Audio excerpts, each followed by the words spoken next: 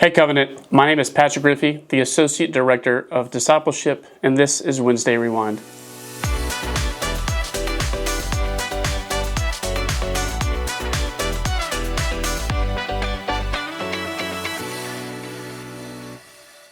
This past Sunday, we finished our series, Signs and Wonders, of looking through the incredible things that Jesus did throughout the Gospel of John.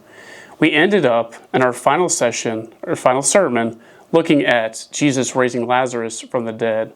Now I want to read this final kind of scene where Jesus calls Lazarus out and then emphasize something that's really important for us, especially as we move into this Advent season. So this is in John 11, and I'm going to read verses 38 through 44. Jesus, once more deeply moved, came to the tomb. It was a cave with a stone laid across the entrance. "Take away the stone," he said. "But Lord," said Martha, the sister of the dead man, "by this time there is a bad odor, for he has been there 4 days." Then Jesus said, "Did I not tell you that if you believe, you will see the glory of God?" So they took away the stone. Then Jesus looked up and said, "Father, I thank you that you have heard me. I knew that you always hear me, but I said this for the benefit of the people standing here, that they may believe that you sent me." When he had said this, Jesus called in a loud voice, "Lazarus, come out." The dead man came out, his hands and feet wrapped with strips of linen and a cloth around his face. Jesus said to them, "Take off the grave clothes and let him go." Now this particular passage kind of reminds me of last week's. So we looked at last week of Jesus healing the man that was born blind. And the big question that was asked throughout that passage was, well, who sinned? Was it the man who was blind? Was it his dad? Was it mom? Was it any ancestors that sinned that caused him to have this ailment, this blindness? And what Jesus says is, well, it wasn't anyone. It was done so that God could be glorified through this. And that's something that Mary and Martha struggle with throughout this scene of Lazarus. They send word to Jesus. Jesus finds out that Lazarus is sick, that he is ailing, that he's in need of help. But he doesn't come to him immediately. Lazarus dies, and then Jesus makes his way back to Bethany in order to bring him back to life, to call him out of the grave. And it's through this scene that we see Jesus really glorified. Prior to this, we see that Jesus says, "I am the resurrection and the life."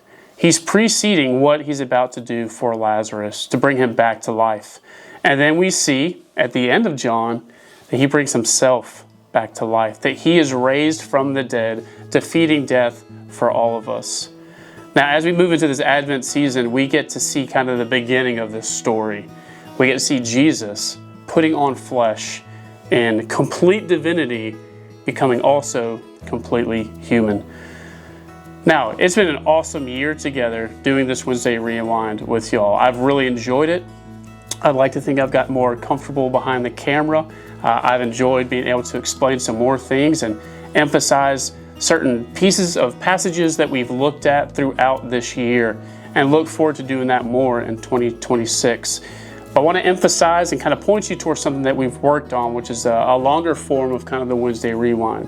We worked on Anthems of Advent all through September and October and this month, and we really hope that in lieu of the Wednesday Rewind, we're going to take a break during this Advent season, that you would utilize that resource. You can go to our YouTube page. It is Covenant Church-Greer. We have a playlist set up for you.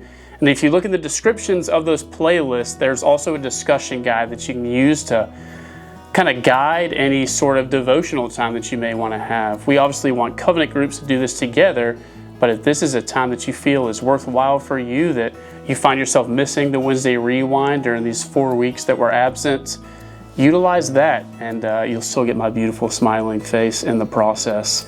But I'm grateful for y'all. I am thankful for y'all as we look towards celebrating this Thanksgiving season and as we head towards Advent.